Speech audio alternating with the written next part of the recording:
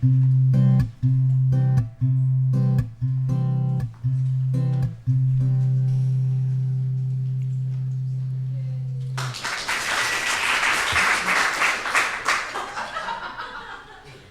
am a loser. No, it's true, though I appreciate your violent opposition to that statement. I am a loser, for I have lost my hair. Apparently, this event is due to extremely high levels of testosterone and intelligence. I haven't lost all my hair, obviously. My body hair exists. From what I've heard, it is attractively distributed. And if the rest of my head grew hair as thick as my eyebrows, I'd be the envy of the hair-worshipping world. No, my losses have been confined largely to the north-central region of my head. Years ago, there was this commercial for a hair growth product, the name of which rhymes with schmogain. In the ad, the man says, quote, "When I started losing my hair, it was the most devastating thing that ever happened to me," unquote. What I heard was, quote, "I'm an over-sheltered country club man boy with peanuts for testicles," unquote.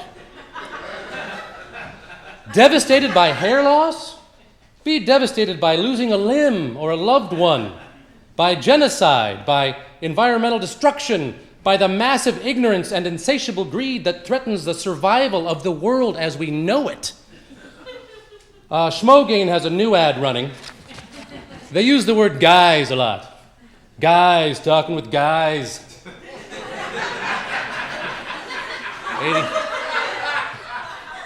85% of guys. No more devastated men, just a bunch of casually desperate, hair-losing guys terrified of rejection. Some particularly hair-oriented people I know find it inconceivable that I am married to a beautiful woman.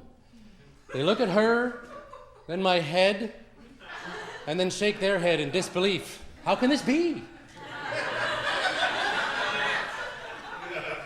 I shaved my head in New York City in October of 1999. As far as I know, it had nothing to do with Y2K. It was just getting cold and I wanted to wear hats. I'll explain. In my 20s, I had a flowing, full head of sexy, dirty blonde hair. It was not unlike the luxurious golden mane tossed about by Prince Charming of the Shrek movies. As I neared 30, my hairline began revealing its own global recession. But it was all right. I still had and hoped to keep a peninsula of hair. A sophisticated, somewhat phallic hirsute projection upon my head. But the headwaters rose, gradually turning the peninsula into an island. I grew the island long, trying to keep it connected to the mainland.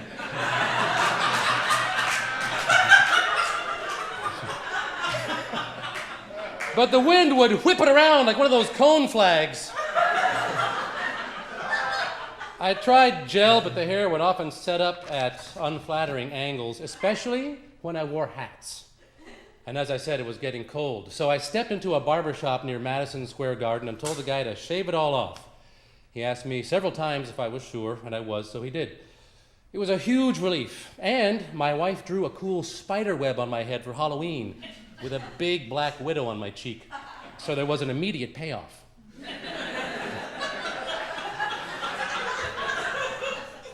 Some guys shave their heads really close every day.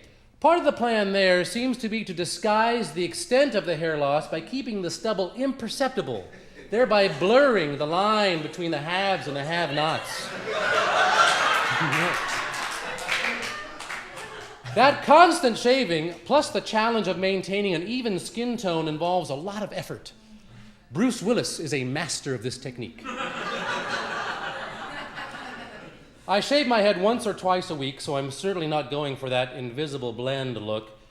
I just consider myself lucky that my head has a decent shape, a good vanity fallback position. Unfortunately, some guys end up with scary-looking naked noggins. And I believe that's what hairpieces, plugs, and products like Schmogain should be used for.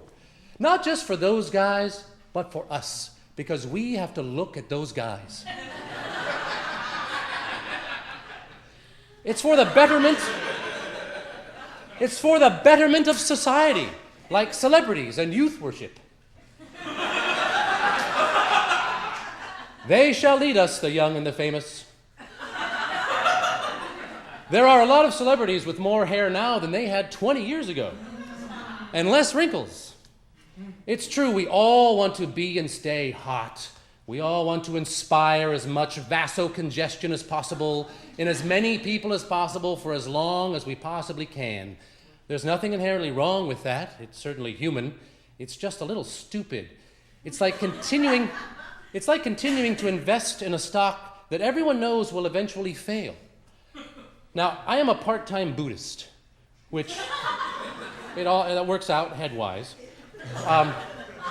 One of the things that comes up periodically in that community involves recognizing that the value system of our current culture is rooted in insanity. Competition over cooperation, profit over people, shafting over sharing, winners over losers.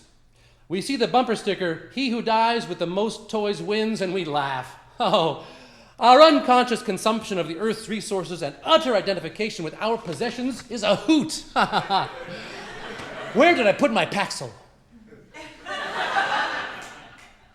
I suppose the fear of hair loss is a mini version of the fear of death, the big loss, el grande perdida. And in that case, maybe the guy in that Schmogain commercial was somewhat justified. Death certainly has the potential to be devastating. My shaved head reminds me that everything I have I will lose at some point. And that helps me enjoy being around and avoid taking things for granted. Basically, shaving my head makes it a little easier for me to keep it out of my ass.